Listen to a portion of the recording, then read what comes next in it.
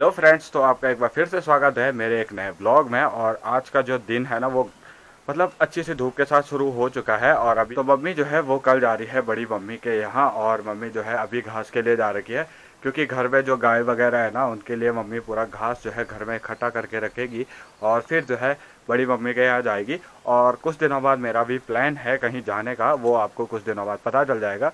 तो मम्मी अभी जो है जंगल में जा रखी है ऊपर घास के लिए, तो मम्मी को आने में थोड़ा टाइम लगेगा।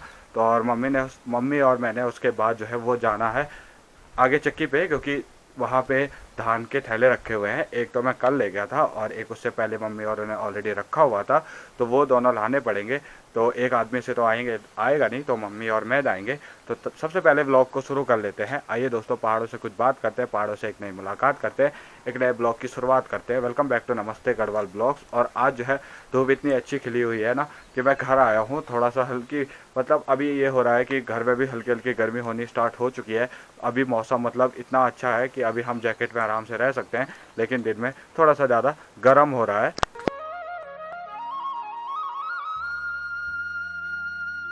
तो जब तक मम्मी आती है ना तब तक मैं नहा धो के बिल्कुल रेडी हो जाता हूँ, क्योंकि जैसे ही मम्मी आएगी उसके बाद मम्मी को चाय वगैरह देंगे और उसके बाद जो है हम जो है आगे चक्की पे चलेंगे और वहाँ से वो थैले लेके आएंगे वापस घर। तो फिर कल जो है मम्मी चली जाएगी, तो कल से तो फिलहाल मैं और पापा घर में अकेले होंगे। और कल जो है मैं पेपर देने के लिए चला जाऊँगा, तो कल मैं अगस्तमुनि में ही रुकूंगा और परसों जो है वहीं से पेपर देके फिर वापस आ जाऊँगा 5 तारीख को। उसके बाद 7 को एक नया प्लान है और 7 तारीख को हम निकलेंगे घर से, और उसके बाद आपको पता चल जाएगा कि हम कहाँ जाने वाले हैं। क्योंकि ये जो ओकेज़न है ये होली का ओकेज़न है, और उत्तराखंड में बहुत सारी जगह काफ़ी अच्छी अच्छी होलियाँ खेली जाती हैं। तो हम कुछ ऐसे ही प्लेसेस में जाने वाले हैं। तो आप फिलहाल के लिए सर्च कर सकते हैं कि उत्तराखंड में कौन कौन सी फेमस होलियाँ हैं। तो ऐसी कुछ लोकेशन है, और अभी ये चीज़ मैं नहीं बताऊंगा कि हम कहाँ जाने वाले हैं। तो अभी जो है मैं अपने बगीचे में आया हूँ, और इस वाले खेत पे हमने जो है धनिया वगैरह बहुत सारी सब्जियाँ लगाई थी, लेकिन इस बार बारिश होने की वजह से वो सब्जियाँ भी नहीं हुई। और मैंने जो है अभी यहाँ पे पानी लगाया था, तो पानी का पाइप जो है फिर से निकल गया है, यानी मुझे फिर से जाना पड़ेगा। तो यहाँ पे ना थोड़ा पानी का ये इशू है कि नहर थी, तो नहर की वजह से वहाँ पे पानी आता है, और 6 महीने जो है जो मतलब गेहूँ की जब फसल होती है तो उस टाइम पे क्या होता है कि नहर में पानी नहीं लाते हैं, यानी गेहूँ में पानी नहीं लगाते हैं। तो इस वजह से जो है पानी नहीं आ रहा है आज का। मैं जो हूँ वो पानी यहाँ से लगा रहा हूँ। तो ये चाचा जी औरों की 20 है यहाँ पे, तो यहाँ से खेत में पानी ले जा रहा था पाइप के माध्यम से, तो ये जो है फिर से टूट गया है, तो एक बार फिर से लगाना पड़ेगा। तो फिलहाल मैंने पानी यहाँ पे छोड़ दिया है, और दरअसल पाइप थोड़ा सा छोटा पड़ रहा है, पूरा वहाँ तक नहीं जा रहा, लेकिन जहाँ तक पानी का फोर्स है वहाँ तक मैंने डाल दिया है लगभग। और आज जो है ये बगीचे में मैं बिल्कुल पानी डालूँगा। मतलब बहुत टाइम से जो है धनिया में पानी नहीं डाला है, तो थोड़ा सा सूख रहा है और बारिश भी नहीं हो रही, जिसकी वजह से हमारी गेहूं की फसल भी कम हुई है। और क्या बोलते हैं, सब्जी वगैरह भी इस बार उतनी नहीं हुई है, वरना सब्जी बहुत हो जाती है। मतलब जो है खेतों से इतनी सब्जी हो जाती है कि आराम से जो है अपने लिए इनफ हो जाती है। तो हम जो है इसीलिए इस बड़े से खेत में सब्जी लगाते हैं। और जो है जैसे गांव में ऐसा होता है कि जैसे बगीचे में सब्जी लगा दी, और पूरे गांव वाले अगर सब्जी जैसे ज़्यादा होगी तो गांव में जिस जिसकी सब्जी नहीं होती सबको बांटा करते हैं।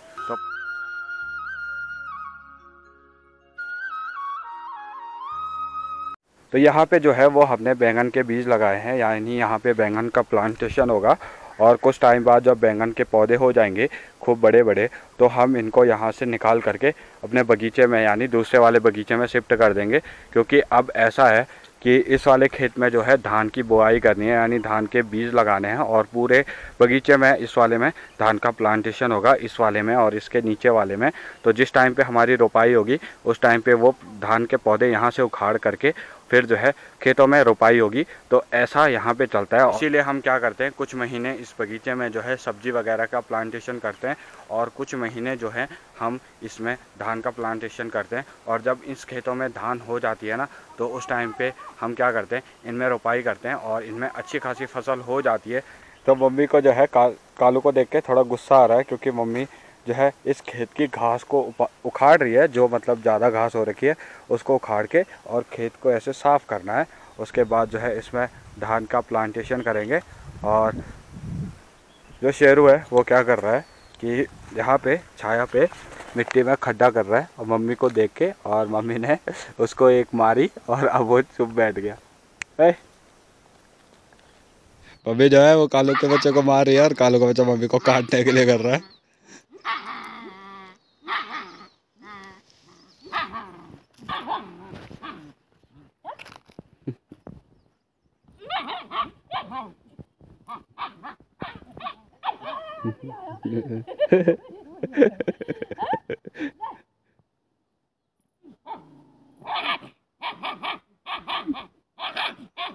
कालू के बच्चे को गुस्सा आ गया कि मेरी पिटाई कर रहे। तो आज जो है वो मम्मी गोपेश्वर चली गई है और घर पे अभी फ़िलहाल मैं हूँ। पापा मम्मी को छोड़ने जा रखे हैं। तो अभी मुझे कुछ काम मिले हुए हैं।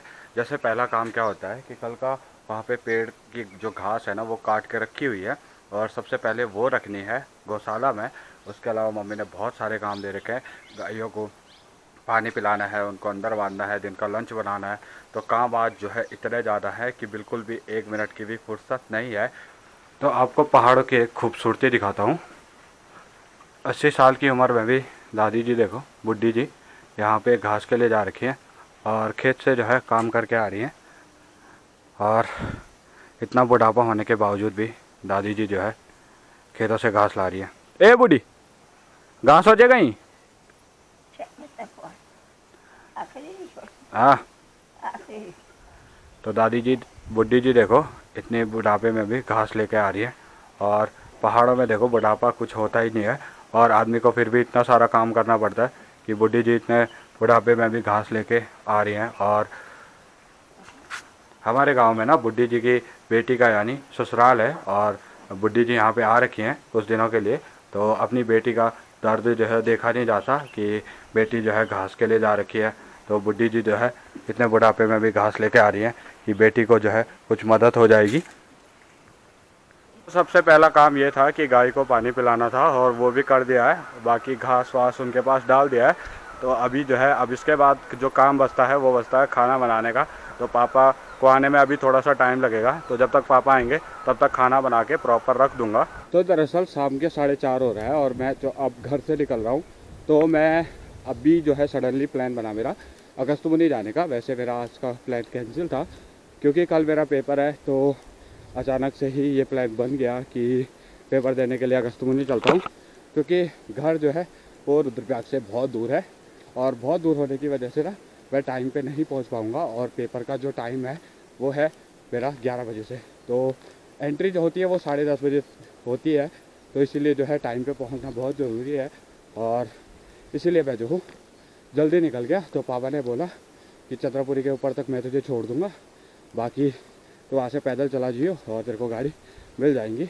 तो शाम के 5 बज चुके हैं और मैं जो हूँ अब चंद्रापुरी जा रहा हूँ। तो एक्चुअल में बात ऐसी है कि मुझे सडनली इसलिए जाना पड़ा क्योंकि जो रुद्रप्रयाग है ना वो थोड़ा मेरे घर से दूर है और जिसकी वजह से मैं जो हूँ अभी अगस्तमुनि जा रहा हूँ और आज जो है अगस्तमुनि स्टे करूँगा। और उसके बाद जो है कल मैं सुबह मॉर्निंग में रुद्रप्रयाग के निकलूँगा पेपर देने के लिए। और अभी जो हूँ मैं हूँ वो चंद्रापुरी के ऊपर। ये चंद्रापुरी का जंगल है और ये भटवाड़ी है और वहाँ पे चंद्रापुरी है। तो चंद्रापुरी के ऊपर हूँ और यहाँ इस वाले जंगल से मुझे सीधे नीचे जाना है। उसके बाद जो है मैं चंद्रापुरी मार्केट में पहुँचूँगा और वहाँ से गाड़ी पकड़नी है। फिर मुझे अगस्तमुनि दोस्त के रूम पर निकलना है। अभी जो है मैं दोस्त के रूम पर पहुँच गया हूँ और यहाँ पर चाय बनी हुई मिली ऑलरेडी और मैं जो हूँ चाय पी रहा हूँ। तो ये है मेरा दोस्त सौरभ। तो सौरभ भाई क्या हाल है? बढ़िया। कल सौरभ का भी पेपर है। तो सेम। तो कल जो है हम दोनों का पेपर है। सौरभ का अगस्तमुनि में है और मेरा रुद्रप्रयाग में है और मुझे यहाँ से सुबह निकलना पड़ेगा रुद्रप्रयाग के लिए। तो इसीलिए मैं टाइम पे आया क्योंकि घर से टाइम पे पहुँचना थोड़ा मुश्किल था। तो इसीलिए मैं अगस्तमुनि आ गया